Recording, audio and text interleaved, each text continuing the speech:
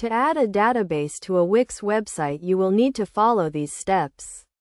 First, you need to create a new database by going to the Wix website editor and clicking on the Add icon on the left side of the page.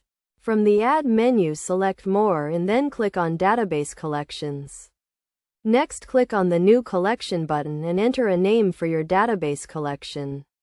Choose a name that is relevant to the data you will be storing in your database. After creating your database collection, you can add fields to store your data. Click on the Add New Field button and select the type of field you want to add, such as text, number, or date. Once you have added all the necessary fields to your database collection, you can start adding data to it. Click on the Add New Item button and enter the data for each field. To connect your database to other Wix elements such as forms or tables, you will need to use Wix Code. Wix Code is a powerful tool that allows you to create custom interactions between different elements on your website.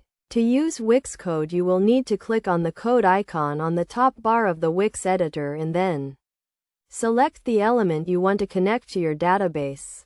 For example, if you want to connect a form to your database, you would select the form element and then use the Wix Code API to link the form fields to the corresponding fields in your database.